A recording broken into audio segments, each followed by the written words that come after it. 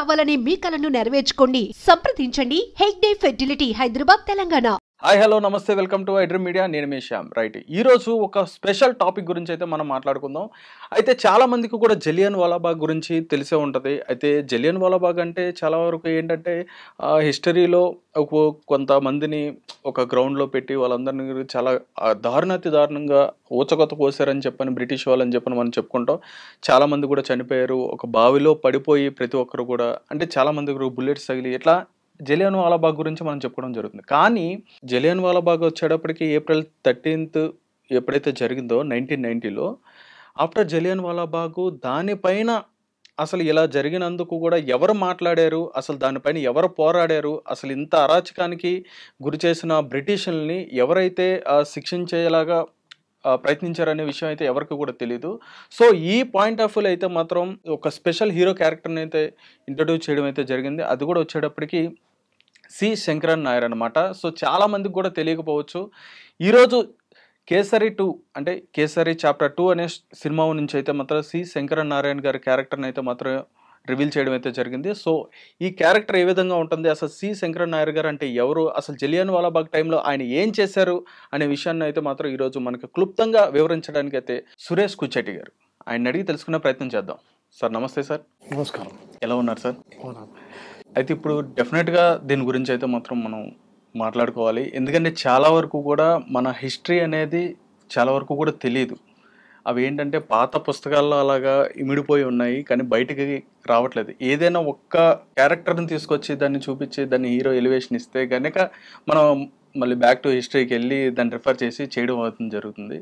Same time ఇప్పుడు జరిగిన ఏదైతే ఒక మూవీని తీసుకురావడం జరిగిందో కేసరి 2 అని చెప్పని, ఆ మూవీ నుంచి మళ్ళీ ఒక క్యారెక్టర్ని మన అందరికీ కూడా ఇంట్రడ్యూస్ చేయడం అయితే జరిగింది. అండ్ ఫస్ట్ ఆఫ్ ఆల్ ఆ క్యారెక్టర్ గురించి మీ ద్వారా తెలుసుకునే ప్రయత్నం అయితే చేస్తాం. అసలు ఈ సి శంకరన్ నాయర్ అనే పర్సన్ ఎవరు అనేది మీ వర్డ్లో ఒకసారి. ఇదే ఒక ట్రాజెడీ ఇదే అండి. ఎందుకంటే మనకి స్వాతంత్రం ఎవరు తీసుకొచ్చారంటే గాంధీ నెహ్రూ అంటారు అంతే. పటేల్ పేరు కూడా తీసుకుంటలేము మనం. 550 560 చిన్న చిన్న ప్రాంతాలు తీసుకొని భారతదేశం తయారు చేసిన పటేల్ కూడా అంత క్రెడిట్ ఇవ్వలేదు. అంబేద్కర్కి క్రెడిట్ ఇవ్వలేదు. కాన్స్టిట్యూషన్ రాష్ట్రం మంచిది. భారతరత్న ఎప్పుడు ఇచ్చారు? 90s ఐ థింక్ ఒక బీజేపీ అలయన్స్ గవర్నమెంట్ ఉన్నప్పుడు వాళ్ళు ఇచ్చారు. సో ఒక ఫ్యామిలీ మీద కాన్సన్ట్రేట్ చేసి వీళ్ళే తీసుకొచ్చారు, వీళ్ళే చేశారు అని చెప్తున్నారు. కానీ వీళ్ళు ఎవరు లేనప్పుడు ఉన్న మనిషి సి శంకరన్ నాయర్. 1897లో కాంగ్రెస్ ఫామ్ అయింది. ఏఓ హ్యూమ్ ఫామ్ చేసింది 1890లో. దాని తర్వాత 7 సంవత్సరాల తర్వాత అమరావతి కాన్ఫరెన్స్లో ఈ బికెమ్ ద ప్రెసిడెంట్. కాంగ్రెస్ది, ఇండియన్ నేషనల్ కాంగ్రెస్ ప్రెసిడెంట్గా ఎన్నికయ్యారనమాట. సో మనం ఎప్పుడు గురించి మనం 1947లో మన స్వాతంత్రం వచ్చింది, కానీ దానికన్నా ఒక 50-55 సంవత్సరాల ముందు జరిగిన ఒక ప్రాబ్లం ఇదన్నమాట. సో శంకరన్ నాయర్ గారు ఈ was Born in Palakkad, Kerala. అక్కడి నుంచి బ్రిలియంట్, అకాడమిక్లీ చాలా బ్రిలియంట్ ఉంటాయి. నాయర్ ఫ్యామిలీ. నాయర్ అంటే మన ఒక ఈక్వలెంట్ తీసుకుంటే క్షత్రియాలు అని చెప్పొచ్చు. I'm also from that community, from Kerala, Nair community I'm. కానీ నా పేరు ఇంకా నాయర్ లేదు. నా పేరంట మా మదర్ ఇంటి పేరు ఉంటుంది మా దాంట్లో. దట్ ఈస్ మ్యాట్రిలీనియల్ సిస్టమ్ అంటాం. Suresh Kochattil is my mother's house name. Sankaran Nair గారి ఆటోబయోగ్రఫీ ఇప్పుడు నేను నా ఈ ఐప్యాడ్లో ఉంది. దాంట్లో కూడా ఈజ్ డిస్క్రైబింగ్ ద ఫస్ట్ ఒక 30 పేజీలు దాని గురించే మాట్లాడుతున్నారు. వాళ్ళ విలేజ్లో ఉన్న పాలిటిక్స్, వాళ్ళ విలేజ్లో ఉన్న బ్లాక్ మ్యాజిక్, వాళ్ళ విలేజ్లో ఉన్న కస్టమ్స్ అండ్ రిచువల్స్, వాళ్ళ మర్మతకాయం అని చెప్పి మా దాంట్లో మలయాళీ నాయర్ కస్టమ్స్లో ఉన్న అది మొత్తం ఇన్హెరిటెన్స్ గురించి అన్నీ మాట్లాడుతున్నారు. దాని తర్వాత శంకరన్ నాయర్ గారు చెన్నైకి వెళ్ళారు. ఎందుకంటే కేరళలో ఆ టైంలో పెద్ద కాలేజెస్ ఏం లేవు, ఎస్పెషల్లీ పాలక్కాడ్లో ఒక కాలేజ్ ఉంది అంతే ఆ టైంలో. అది ఇప్పుడు కూడా ఉంది, విక్టోరియా కాలేజ్ అని చెప్పి. కానీ you wanted study law. So దానికోసం ప్రెసిడెన్సీ కాలేజ్ మెడ్రాస్కి వెళ్ళారు. అక్కడి నుంచి లా తీసుకొని లా డిగ్రీ చేసిన తర్వాత ఈ స్టార్టెడ్ వర్కింగ్ యాజ్ అడ్వకేట్. అప్పుడు వకీల్ అంటారు ఆ టైంలో. అప్పుడు వకీల్లో సీనియర్ మోస్ట్ అంతా బ్రిటిష్ వాళ్ళు ఉంటారు, జూనియర్ వాళ్ళు ఇండియన్స్ ఉంటారు. కొంతమంది పైకి వెళ్ళారు, కానీ చాలామంది 90% ఇండియన్స్ వకీల్గా పనిచేస్తారు, అసిస్టెంట్గా, సబార్డినేట్స్గా. అక్కడి నుంచి he started growing in strength. Judge అయ్యారు, మినిస్టర్ అయ్యారు. దాని తర్వాత లాస్ట్లో he was appointed the viceroy's council. Viceroy's council అంటే భారతదేశం నడిపించే కౌన్సిల్. ఒక మన ఇప్పుడున్న క్యాబినెట్, మోదీ గారి క్యాబినెట్ అని చెప్పొచ్చు అట్లా. దానికి శంకర్ నాయర్ కన్నా ముందు 2 ఇండియన్సే వచ్చారు. దానికన్నా ముందు ఎన్నికయ్యారనమాట. దానికి తర్వాత he was the third person to join the viceroy's council. Viceroy's కౌన్సిల్లో చాలా అడ్మినిస్ట్రేషన్ మ్యాటర్స్ చాలా డీటెయిల్గా మాట్లాడారు దాని గురించి. ఐ థింక్ మన ప్రేక్షకులు కూడా ఈ బుక్ ప్రింట్లో లేదు ఇప్పుడు, ఆటోబయోగ్రఫీ, కానీ అది పీడిఎఫ్ లెవెల్లో నా దగ్గర ఉంది. కావాలంటే ఒక 50 MB ఫైల్, అది ఎట్లా పంపించాలో మీరే డిసైడ్ చేసుకోవాలి. కానీ it is available print edition పీడిఎఫ్లో ఉందన్నమాట. కానీ ఈ బుక్లో చాప్టర్స్గా డివైడ్ చేశారు.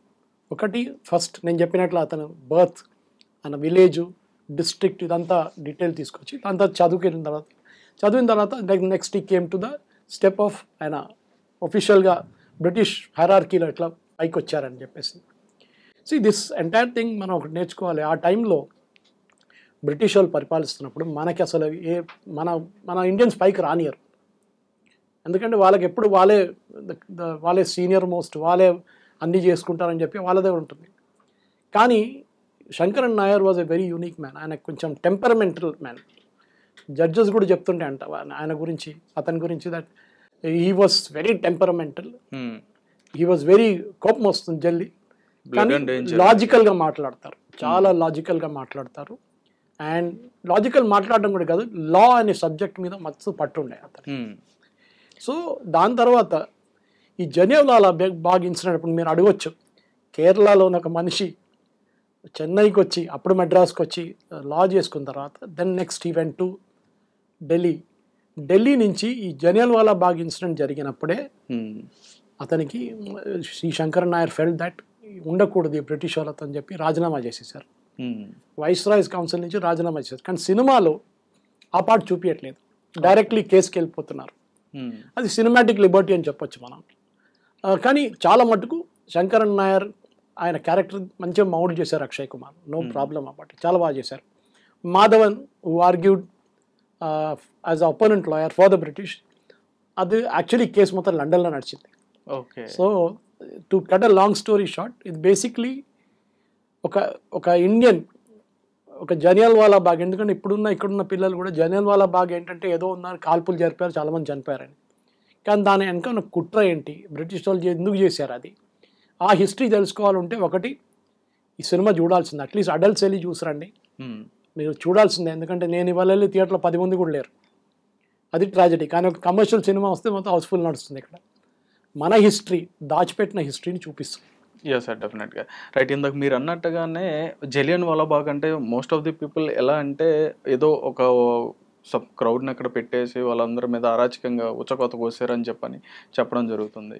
రైట్, వాళ్ళు డీటెయిల్గా ఇందులో స్టోరీలోకి వెళ్తే వాళ్ళు ఎంతమందిని అట్లా గ్యాదర్ చేశారు, ఎన్ని రౌండ్స్ వాళ్ళ మీద కాల్పులు చేశారు, ఎంతమంది చనిపోయారు, ఎంతమంది అసలు ఇవన్నీ కూడా డీటెయిల్గా మూవీలో అనేది చూపించడం జరిగింది. కానీ మూవీలో అది కూడా చూపించారంటే యాక్చువల్ కౌంట్ ఎప్పుడు బ్రిటిష్ వాళ్ళు చెప్పలేదు. 1600 మంది అని చెప్పారు, 1650 అని. కానీ ఒఫిషియల్ అన్అఫిషియల్ రికార్డులో దానికన్నా డబుల్ మంది చనిపోయారు. బాడీ అంతా రివర్లో పోసేసారు, నాలాలో పడేశారు. సో కౌంట్ ఎక్కడ రాలేదు ఒఫిషియల్గా, ఎందుకంటే వాళ్ళు చేసిన పెద్ద కుట్ర ఇది.